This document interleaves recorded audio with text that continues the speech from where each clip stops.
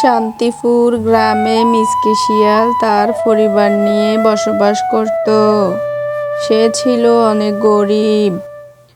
মাটির হাঁড়ি পাতিল বিক্রি করে তার সংসার চালাতো। বাজারে সব কিছুর দাম বাড়ে, শুধু আমার মাটির জিনিসেরই দাম বাড়ে না।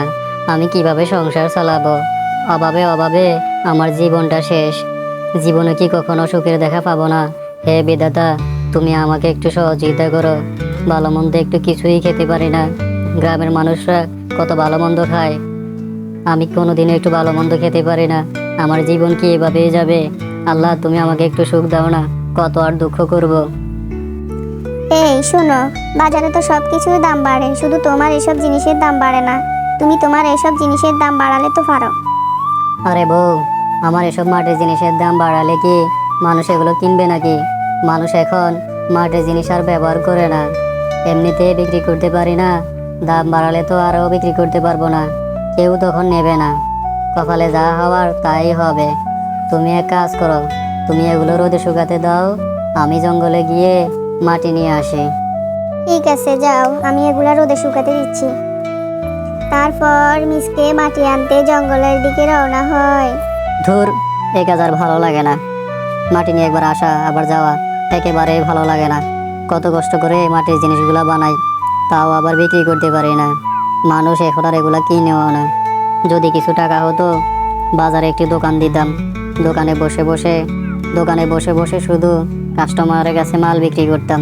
কি যে মজা হতো, কতগুলা টাকাও কামাতে পারতাম।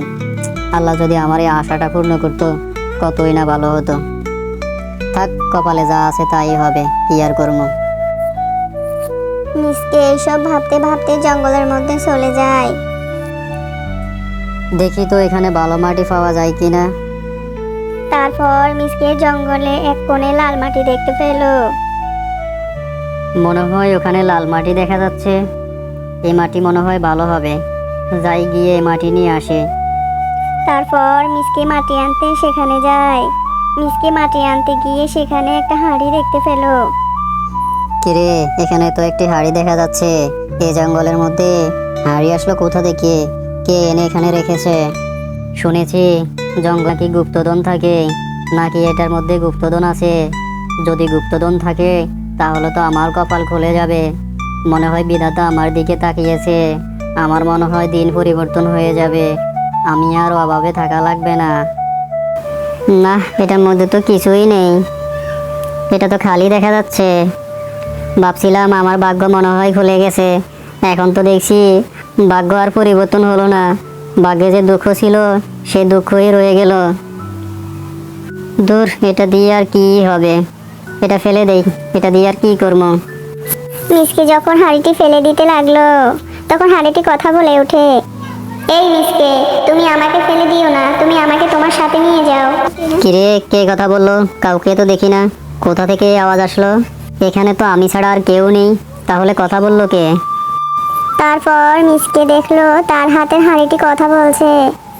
কিরে, এটা কি আশ্চর্য! তুমি হাঁড়ি হয়ে কিভাবে কথা বলছো? হাঁড়ি কি কখনো কথা বলতে পারে নাকি? হ্যাঁ, আমি কথা বলতে পারি। আমি কোনো সাধারণ হাঁড়ি নই, আমি হলাম জাদুর হাঁড়ি। তুমি আমাকে তোমার সাথে নিয়ে যাও। আমি তোমাকে নিয়ে গেলে কি লাভ হবে?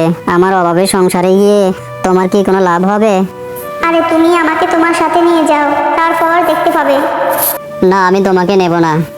তুমি আমাকে নিয়ে যাও, আমি যে কোনো জিনিস ডাবল করতে পারি। কি বলো, সত্যি নাকি? হ্যাঁ সত্যি, তুমি পরীক্ষা করে দেখতে পারো।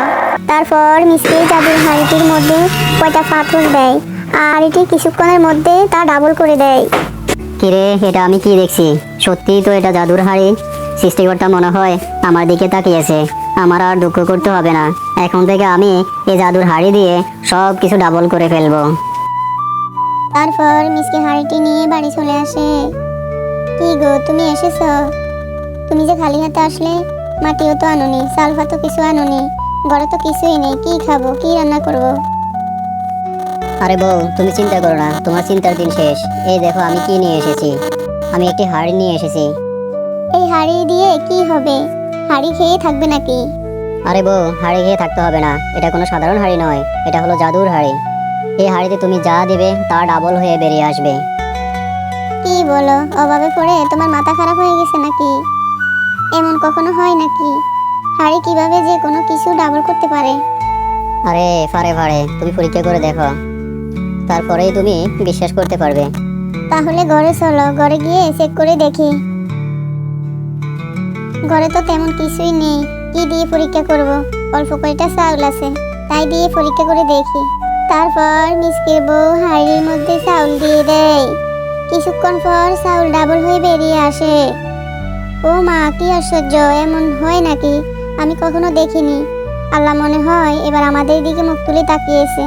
তারপর মিসকে জাদুর হাড়ি দিয়ে সবকিছু ডাবল করে বড়লোক হয়ে যায় এবং সুখে শান্তিতে বসবাস করতে থাকে। কিরে টম্পা, তোদের মরিচ গাছের কি অবস্থা? মরিচ বিক্রি করে সবসময় বলস স্কুলে ফি দিবি, কিন্তু এখনো দিতে পারস নাই। টাকা দিতে না পারলে তোর বাবা তোকে স্কুলে পাঠায় কেন? তোর বাবার সাথে কাজ করলে তো কিছু টাকা বেশি ইনকাম হয়। গরিবের পড়ালেখা করার এত শখ কেন? গরিব হয়েছস, পড়ালেখা করবি না, ফকির হয়ে থাকবি। পড়ালেখা করার শখ কেন? পড়ালেখা করবে বড় লোকেরা, বড় বড় গাড়িতে চড়বে লেখাপড়া করে। তোরা কি বড় বড় গাড়িতে চড়তে পারবি নি? তোদের তো টাকাই নেই। বান্টি, তুই না আমার বন্ধু, তুই আমাকে এত অপমান করতে পারলি? আমার বাবা গরিব কিন্তু সৎ লোক। আমার বাবা পরিশ্রম করে খায়, চুরি করে না। আমার স্কুলের ফি দিতে দেরি হয়, কিন্তু স্কুলের ফি আমরা মেরে দেই না। আমার বাবার কষ্টের টাকায় পড়ালেখা করে আমি একদিন অনেক বড় চাকরি করব। গরিব হয়ে আবার স্বপ্নও দেখে। সেটা খেতার নিচে থেকে কোটিপতি হওয়ার স্বপ্ন দেখা ভালো নয়। সেই স্বপ্ন স্বপ্নই থেকে যাবে, বাস্তবে কখনো রূপ নেবে না। বান্টি, স্বপ্ন যদি সঠিকভাবে দেখা হয় এবং সেই অনুসারে যদি চেষ্টা করা হয়, তাহলে সেই স্বপ্ন একদিন বাস্তবে রূপ নেয়। আমি পড়ালেখা করে একদিন অনেক বড় চাকরি করব। আমাদের জীবন থেকে দুঃখ চলে যাবে। আমার এই আশা একদিন